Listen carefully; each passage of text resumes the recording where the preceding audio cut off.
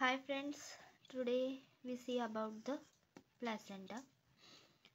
The placenta is a remarkable organ originated from the tropoblastic layer of the fertilized ovum. It links closely with the mother's circulation to carry out functions that the fetus is unable to perform for itself during intrauterine life.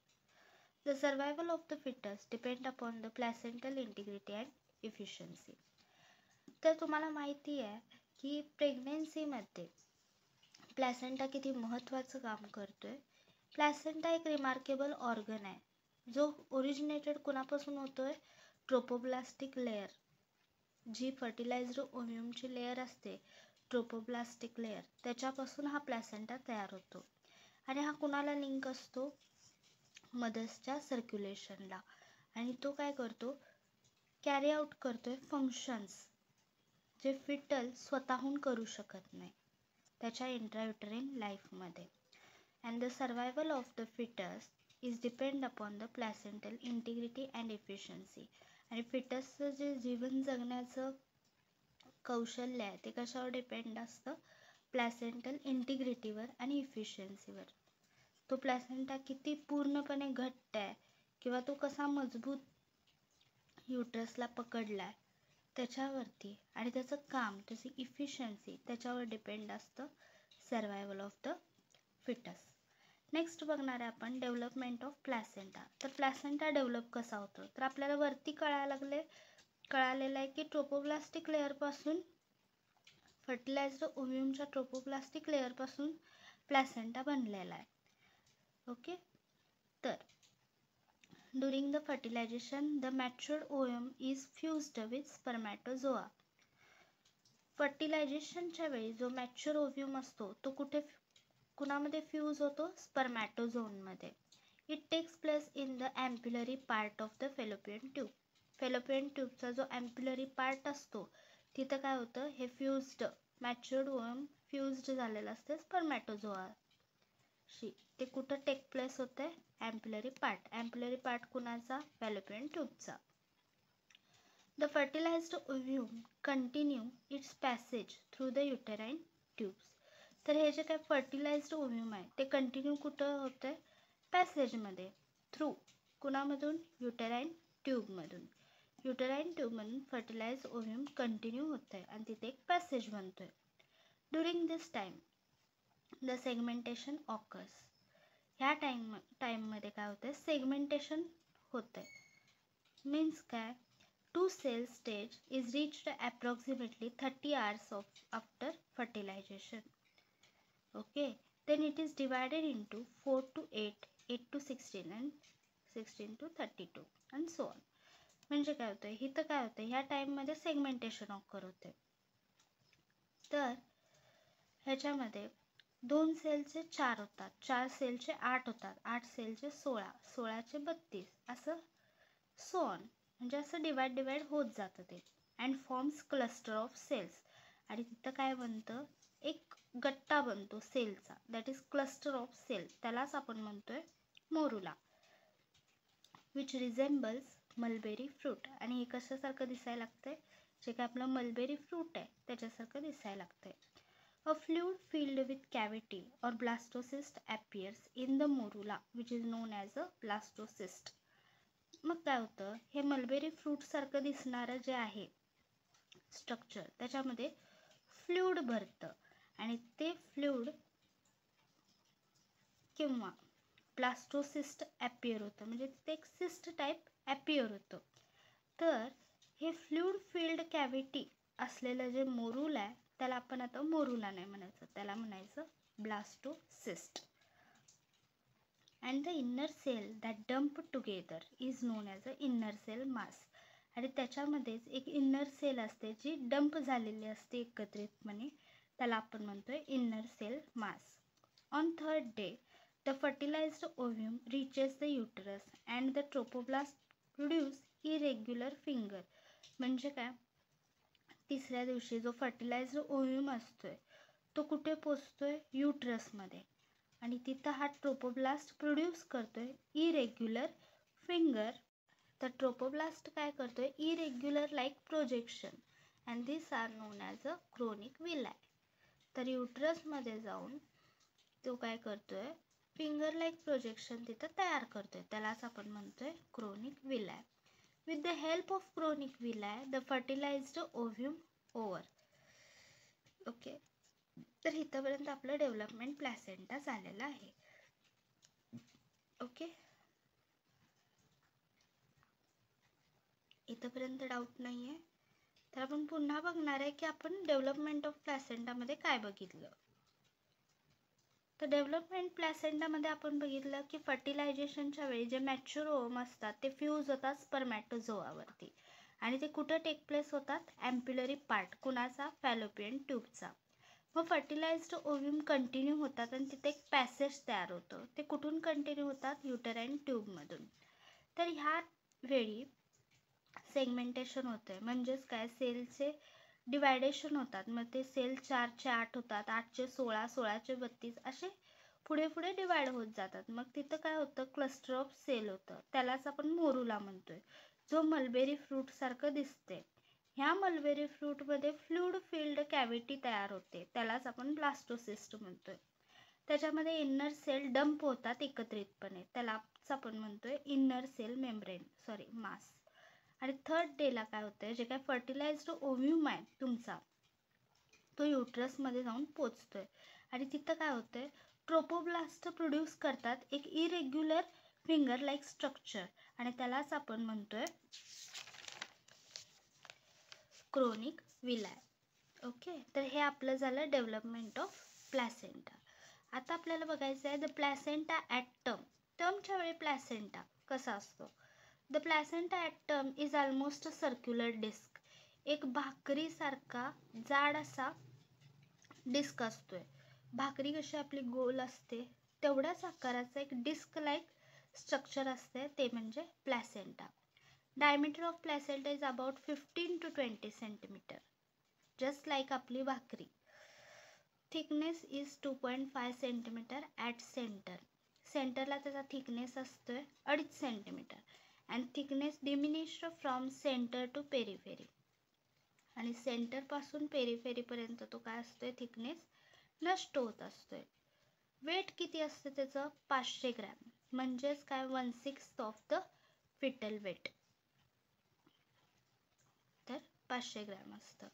Attachment, आता हा placenta कुणाला attach असतो. The placenta is usually attach to the upper part of the body of the uterus. युटरसच्या upper part of the बॉडीला तो attach असतो. and encroaching to the fundus adjusting to the another or posterior wall with equal frequency. किंवा फंडसच्या anterior or posterior wallला तो equally attach असतो. Then next is the surface of placenta. टर्मच्या वेळी कळलं. ह्याच्यामध्ये फक्त आपल्याला ते कसं आहे, भाकरी लक्षात ठेवायची जी सर्क्युलर डिस्कमध्ये असते. डायमीटर 15 ते 20 सेंटीमीटर असतो, थिकनेस 2.5 सेंटीमीटर असते सेंटरला, आणि हे थिकनेस नष्ट होत जाते सेंटर टू पेरिफेरी. वेट असतं 500 gram, 1/6 of the fetal weight असतं.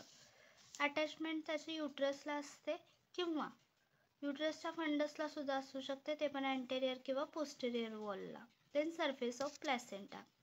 प्लॅसेंटाचे 2 सरफेस आहेत, एक असतो फिटल सरफेस आणि दुसरा असतो मॅटर्नल सरफेस. तर बघू शकताय तुम्ही, थोडकी मोडकी तुटक अशी मी डायग्राम काढलेली आहे. जमत नव्हती मला, 3rd इयरला काढली आहे. तर फर्स्ट आपण बघणार आहे foetal surface. Foetal surface is covered by amnion with umbilical cord attached or near the centre. तर फिटल सरफेस हे कवर कशानं असतं, एम्नियॉननं विथ अम्बिलिकल कॉर्ड, ते पण कुठं, नियर द सेंटर. तर हे अटॅच असतं एम्नियॉनला umbilical cord. The foetal surface is very smooth to touch, white and shiny. जो फिटल सरफेस असतोय तो स्मूथ असतोय, शायनी असतोय आणि स्मूथ टू टच केल्यानंतर तो असा मऊ मऊ लागतोय. The blood vessels are visible under the amnion as it radiates from the insertion of umbilical cord. आपल्याला ॲम्निऑनमधून सुद्धा ते व्हेसल्स विजिबल होतात. The amnion can be peeled off the surface of the chorion except at the insertion of the cord. जेव्हा ॲम्निऑन peel of होतं म्हणजे निघून जातं तेव्हा सरफेस ऑफ द कोरियन सुद्धा तिथं दिसतो except at the insertion of cord. कॉर्डचा इन्सेक्शन दिसत नाही पण सरफेस ऑफ कोरियन दिसून येतो. नेक्स्ट आहे मॅटर्नल सरफेस. ह्याच्यामध्ये तुम्हाला एवढंच लक्षात ठेवायचं आहे की आपल्याला हे जे व्हिजिबल होते व्हेसल सगळे आणि हा सरफेस कसा असतोय fetal surface smooth to touch white आणि शायनी असतोय एवढंच लक्षात ठेवायचं. नेक्स्ट आहे मॅटर्नल सरफेस. तर मॅटर्नल सरफेस आपण बघणार आहे. तर maternal surface is a rough and spongy. तुमचा फेटल कसा होता स्मूथ टू टच व्हाईट आणि शायनी. अपोजिट असणार आहे मॅटर्नल सरफेस जो रफ असणार आहे आणि स्पॉन्जी असणार आहे. Maternal blood gives it a dull red colour. Colour कसा असतो त्याचा डल रेड कलर असतोय. And the maternal surface is made up of chorionic villi arranged in cotyledon or lobes of these are separated by sulci or furrows. असे खड्डे उथळ हे असं सुल्साय आणि फ्युरोज त्याच्यावर प्रेझेंट असतात. क्रोनिक विलाय असतात अरेंज इन कॉटलेडॉन्स. ह्याच्यावर तुमचे कॉटलेडॉन सुद्धा असतात आढळतात. कळलं तुम्हाला हे दोन सरफेस आहेत मॅटर्नल आणि फेटल. नेक्स्ट आपण बघणार आहे फंक्शन ऑफ प्लॅसेंटा की बाबा नेमकं ह्या भाकरीसारख्या दिसणाऱ्या स्ट्रक्चरचं काय फंक्शन आहे. तर ह्याच्यामध्ये the main function of placenta are first transfer of nutrients and waste product between the mother and fetus. In this respect it attributes to the following functions. तर हे काय करतं न्यूट्रिएंट्स आणि जे वेस्ट प्रोडक्ट आहेत मदर अँड फिटसमधलं ते transfer करते. आणि याच्यामध्ये बाकीचे पण ॲट्रिब्यूट्स फंक्शन्स आहेत. त्याच्यातलं फर्स्ट आहे respiratory, second excretory, third nutritive. Second produce or metabolize the hormones and enzyme necessary to maintain the pregnancy. तसंच हे काय काम करते हार्मोन्सना प्रोड्यूस करणं किंवा मेटाबोलाइज करणं प्रेग्नन्सी मेंटेन ठेवणं असे एन्झाईम जे नेसेसरी आहेत त्यांना सुद्धा ते प्रोड्यूस करते. थर्ड आहे barrier function and fourth immunological function. त्याच्यातलं आपण फर्स्ट बघितलं की transfer to nutrients and waste product between mother and fetus. हे झालं तुमचं फर्स्ट. आता सेकंड काय की रेस्पिरेटरी फंक्शन. आता respiratory function fetal lungs are in collapsed condition. Pulmonary respiration does not occur in the utero and the fetus obtain oxygen from the mother hemoglobin by simple diffusion and gives carbon dioxide into maternal blood. आता बघा respiratory function कसं आहे कारण placenta थ्रूच ते सगळं काम होतं. जे बेबी मध्ये आहे त्याला थोडी ना ऑक्सिजन घेता येणार आहे स्वतःचा नाही. आणि त्याच्यामध्ये लंग्स पण इतके मॅच्युअर नसतात की ते स्वतः ऑक्सिजन घेईल. तर इथं सांगितलंय की फिटलचं जे लंग्स आहे ते कोलॅप्स्ड कंडिशनमध्ये असतं. पल्मनरी रेस्पिरेशन इथं होत नाही. त्यामुळे फिटस काय करतोय ऑक्सिजन घेतोय मदर्सच्या हिमोग्लोबिनमधून आणि हे एक सिम्पल डिफ्युजन आहे. आणि त्याच्यामधून मॅटर्नल ब्लडमधून काय होतं कार्बन डायऑक्साईड येतोय. ओके कळलं इथंपर्यंत की फिटसचे लंग्स जे असतात ते कोलॅप्स्ड असतात. पल्मनरी रेस्पिरेशन तिथं होत नाही. Foetus obtain oxygen from the mother haemoglobin by simple diffusion and gives carbon dioxide into maternal blood. हिमोग्लोबिनमधून ऑक्सिजन घेते मॅटर्नल ब्लडमधून कार्बन डायऑक्साईड परत घेते. इथपर्यंत ओके. नेक्स्ट आहे excretory function. Fetal metabolic waste like urea, uric acid and creatine are transferred to the maternal blood by simple diffusion. Simple diffusion मधून जे काही मेटाबॉलिक वेस्ट आहे फिटलचं लाईक युरिया, युरिक ॲसिड किंवा क्रिएटिन ते transfer होतं maternal ब्लडमध्ये. Then foetal metabolism is mainly anabolic where the excretory products are not much. जिथे एक्सक्रिटरी प्रोडक्ट नसतात तिथं काय होतं, ॲनाबॉलिक कंडिशन होते. नेक्स्ट आहे न्यूट्रिटिव्ह फंक्शन. आता न्यूट्रिशनच पोचवतोय प्लॅसेंटा हे तर महत्त्वाचं कार्य आहे आणि हे विसरायचं नाही. तर glucose is the main source of energy is transferred by facilitated diffusion. Facilitated डिफ्युजनमधनं ग्लुकोज हे एक मेन सोर्स आहे एनर्जीचं, तर ते त्याला पाठवते फिटलला. तर lipid for foetal growth and development. Lipid कशासाठी असतात, त्या फिटलची ग्रोथ अँड डेव्हलपमेंट होण्यासाठी. Amino acids are actively transported through enzymatic process. तर अमायनो ॲसिड काय करतं आहे, हे ॲक्टिवली ट्रान्सपोर्ट करतं आहे एन्झायमॅटिक प्रोसेसला. Then proteins are transferred by pinocytosis and protein are also synthesised by foetus. Water and electrolyte त्याच्यामध्ये sodium, potassium, chloride cross foetal membrane by simple diffusion. हे सगळं न्यूट्रिशन रिलेटेड आहे. नेक्स्ट आपल्याला बघायचं आहे की एंडोक्राइन सिस्टीम फंक्शन. तर chronic gonadotropin is produced in the chronic villi and these hormones form the basis of immunological and other pregnancy tests. Large amounts are excreted during the 7 to 10 week, but after 15th week the peak period has passed and a low level maintained until then. तर chronic विलाय काय करते, produce करते, म्हणजे chronic गोनॅडोट्रॉपिन हे produced होतं कुठं, chronic विलायमध्ये. हे hormone forms करते कशासाठी, इम्युनॉलॉजिकल आणि अदर प्रेग्नन्सी टेस्टसाठी. एंडोक्राइन फंक्शनमध्ये येते हे. त्यामुळे हे काय करते, लार्ज अमाऊंटमध्ये एक्सक्रीट करते. कधी एक्सक्रीट करणार आहे, 7 ते 10 आठवड्यामध्ये. पण 15व्या आठवड्यामध्ये ह्याची लेवल पिकला जाते एकदम, आणि तिथं काय होतं, तोपर्यंत लो लेवलला येत नाही जोपर्यंत ते म्हणजे पॉझिटिव्ह निगेटिव्ह असं दाखवत नाही तोपर्यंत. Then progesterone is produced by the placenta from 12th week. तर प्रोजेस्टेरॉन प्रोड्यूस कधी होतं, 12th वीकमध्ये. And the amount steadily rises throughout the pregnancy and falls when the placenta is expel out. तर amount steadily कधी rise होते, जेव्हा आपण प्रेग्नेन्सीमध्ये असतो, आणि फॉल डाऊन कधी होते, जेव्हा प्लॅसेंटा तुमचा 3rd स्टेजमध्ये एक्सपेल आउट होतं तेव्हा ते प्रोजेस्टेरॉनची लेवल फॉल डाऊन होते. Estrogen is produced by placenta from 6 to 12th weak.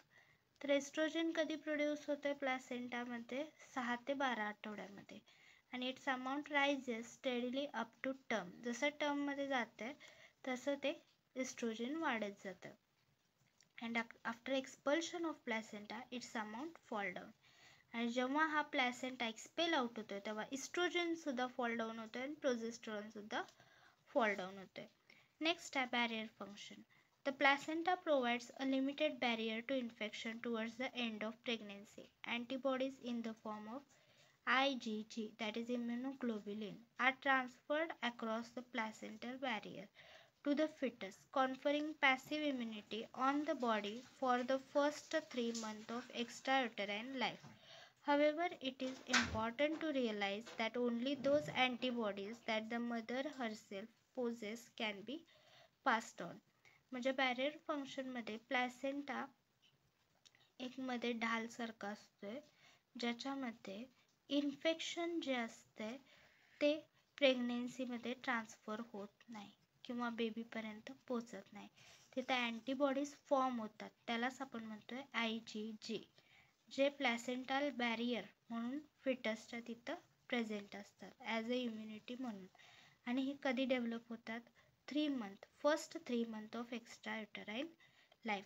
आणि हे इम्पॉर्टंट आहे जे मदर आपल्या बेबीला वाचवते ॲज अ बॅरियर म्हणून. The substance including alcohol, some chemical and several types of virus, that is CMV, cytomegalovirus, MMK, chickenpox, poliomyelitis can cross the placental barrier freely and may cause congenital abnormalities. तर असे जे घातक virus आहेत त्याला आपला placenta जो आहे तो थांबवतोय, त्यामुळे आपल्याला हे व्हायरसेस डिसीजेस होत नाहीत. नेक्स्ट आहे immunological function. The fetus of the placenta contain paternally determined antigen which are foreign to the mother. In spite of this, there is no evidence of graft rejection as the placenta offer immunological protection against rejection. तर immunological function म्हणजे काय की foetus आणि जो placenta आहे त्याच्यामध्ये एक paternally determined antigen असतं which are foreign to the मदरसाठी ते फॉरेनर असतं. In spite of this there is no evidence किंवा ग्राफिक रिजेक्शन काहीच नसतं त्या प्लॅसेंटामध्ये, पण ते ऑफर करतं तुम्हाला immunological protection against foreigner. Next आहे storage. Placenta metabolise glucose stores it in the form of glycogen. Placenta जे काय मेटाबॉलिझ करते ग्लुकोज ते स्टोअर कशात करून घेते ग्लायकोजनमध्ये आणि ते रिकन्वर्ट करते परत ग्लुकोजमध्ये. And it can also store iron and the fat soluble vitamins. असं हे काय करत असते सगळं स्टोअर करून ठेवत असते आणि जसं लागेल तसं बेबीला देत असते. त्यामुळे हे काही इम्पॉर्टंट फंक्शन्स आहेत प्लॅसेंटाचे ते आपल्याला लक्षात ठेवलं पाहिजे. तर फर्स्टपासून लास्टपर्यंत आपण बघितलं की प्लॅसेंटा डेव्हलप कधी होतोय, कशापासून होतोय आणि त्याचे फंक्शन्स काय, टर्मच्या वेळी तो कसा असतोय, त्याची साईज किती असते, त्याचं वेट किती असते, त्याची थिकनेस कशी असते, थिकनेस कुठून कुठंपर्यंत डिमिनिश होत्या, हे आपण सगळं बघितलेलं आहे. आणि हे आपण त्याचे 7 फंक्शन्स बघितलेले आहेत. आय होप तुम्हाला ॲनाटॉमिकल व्हेरिएशन ऑफ द प्लॅसेंटा म्हणजे प्लॅसेंटामध्ये कोणकोणते व्हेरिएशन्स असू शकतात ते आपल्याला बघायचं आहे. तर फर्स्ट आहे सक्सेंट्रेट लोब ऑफ प्लॅसेंटा. तर ह्याच्यामध्ये in that this is the most significant of the variation in conformation of the placenta. तर हे एक मोस्ट सिग्निफिकंट व्हेरिएशन आहे ज्याच्यामध्ये कन्फॉर्मेशन होतं प्लॅसेंटाचं.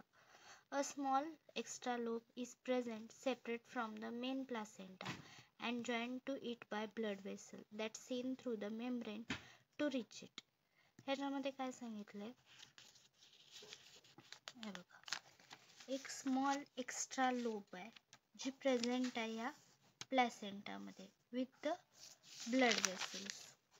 तर हेच सांगितलं याच्यामध्ये. आणि it is a danger is that small lobe may be retained in utero after the placenta is expelled out. म्हणजे काय सांगितलं यामध्ये एक डेंजर असतं हे स्मॉल लोब जे काय होतं may be retain in the uterus, retain होत नाही ते युट्रोमध्ये कधी, after the placenta is expel out. Placenta expel out झाला तरी हे स्मॉल लोब रिटेन होत नाही. अँड इफ नॉट रिमूव्ड आणि ते जर नाही रिमूव्ह झालं तर it may be lead to infection and haemorrhage. इन्फेक्शनसुद्धा होऊ शकते किंवा हेमरेजसुद्धा होऊ शकते. The midwife must examine every placenta for evidence of a retained succenturiate lobe, a hole in the membrane with the vessel running to it.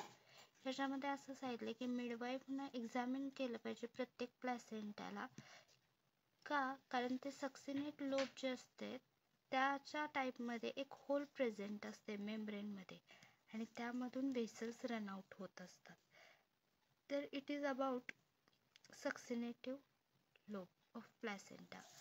Second one is a circumvallate placenta. Look at this picture. This is a circumvallate placenta. In this situation, an opaque ring is seen on the fetal surface of the placenta. तर in this situation, an opaque ring is seen on the fetal surface of the placenta. Fetal surface of the placenta म्हणजे जे काय fetal surface आहे, आपण प्लॅसेंटाचे 2 surface बघितले की maternal surface आणि fetal surface.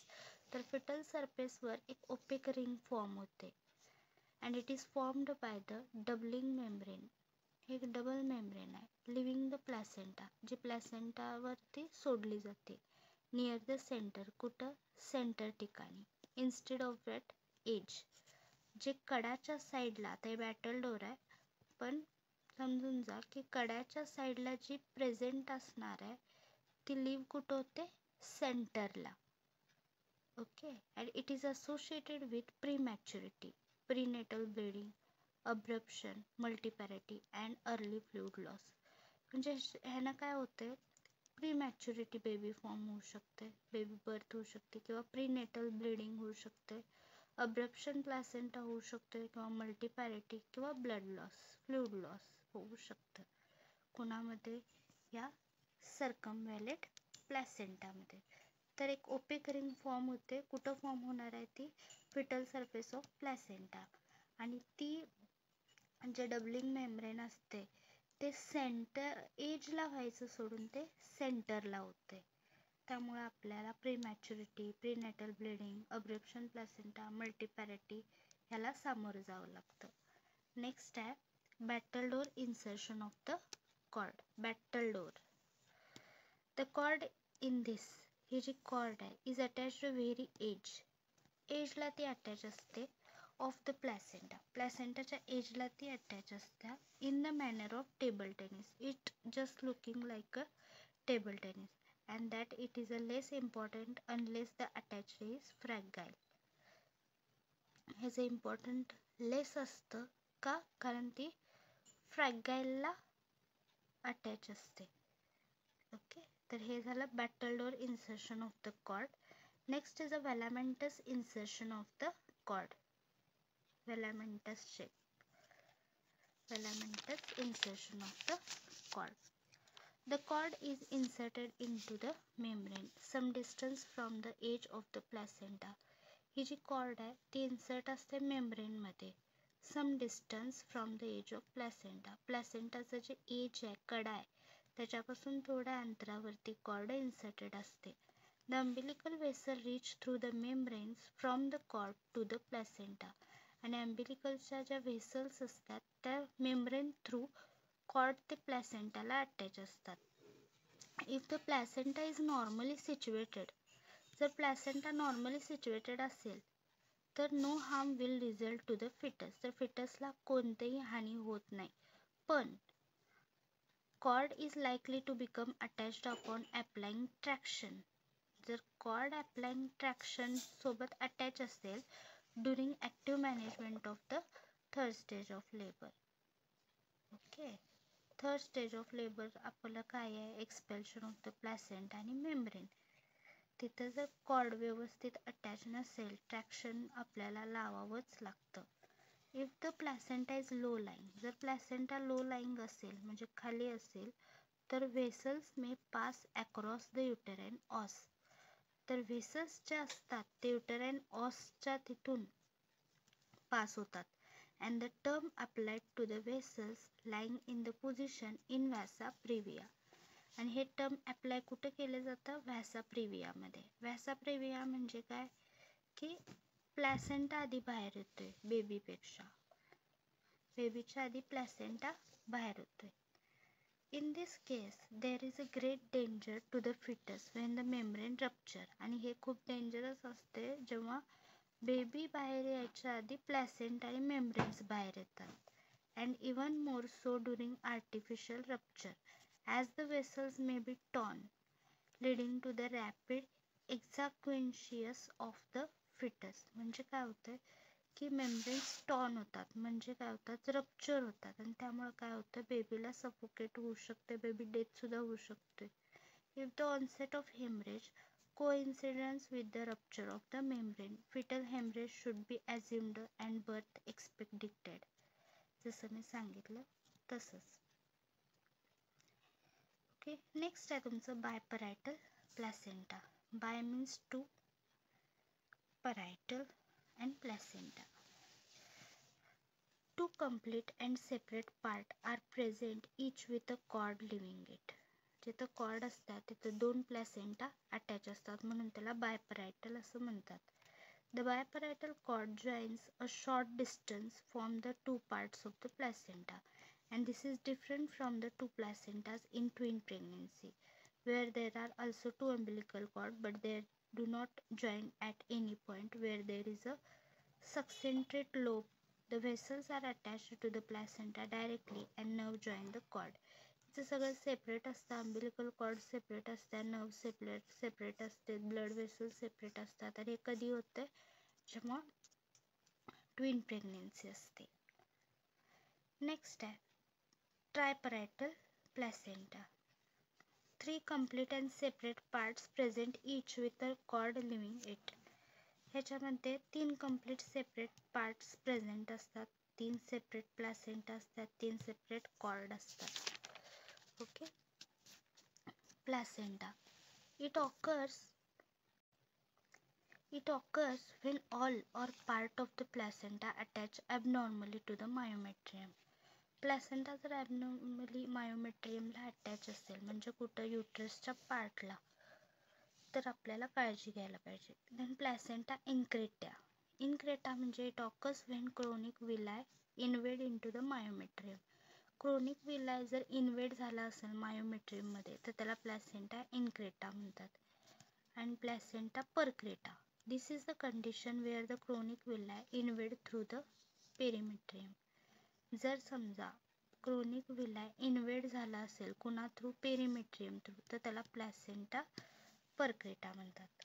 तर असं आपलं ॲनाटॉमिकल व्हेरिएशन्स आपण पाहिलेले आहेत प्लॅसेंटाचे. तर फर्स्ट आहे तुमचं सक्सेंट्रेट लोब ऑफ प्लॅसेंटा. ह्याच्यामध्ये एक सेपरेट अशी लोब फॉर्म होते. सेकंड आहे सर्कमव्हॅलेट प्लॅसेंटा. ह्याच्यामध्ये ओपेक रिंग तयार होते जे फिटल सरफेसला असते. थर्ड आहे battledore insertion of the cord, is just like a table tennis. Velamentous insertion of the cord, हे पण व्हॅलॅमेंटस शेपसारखं दिसतं. नेक्स्ट आहे biparietal placenta. It's present in twin pregnancy. ह्याच्यामध्ये 2 सेपरेट प्लॅसेंटा असतात, 2 अम्बिलिकल कॉर्ड आणि 2 सेपरेशन कॉर्ड्स असतात आणि 2 नर्व जॉईन झालेले असतात. ट्रायपॅरेटल प्लॅसेंटामध्ये 3 प्लॅसेंटा असतात, सेपरेट पार्ट्स असतात आणि present each cord leaving it. नंतर आपण बघितलं प्लॅसेंटा ॲबनॉर्मली असेल तर आपल्याला इन्फॉर्म करायला पाहिजे फिजिशियनला. प्लॅसेंटा इनक्रेटा म्हणजे क्रोनिक विलाय ऑकर होतात आणि इन्वेड होतात मायोमेट्रियममध्ये, त्याला प्लॅसेंटा इनक्रेटा म्हणतात. प्लॅसेंटा परक्रेटा म्हणजे क्रोनिक विलाय इन्वेड होतात कुणाच्या माध्यमातून, perimetrium. Perimetrium is nothing but the part of the uterus that is called as a placenta percreta. So it is all about our placenta. Okay, thank you.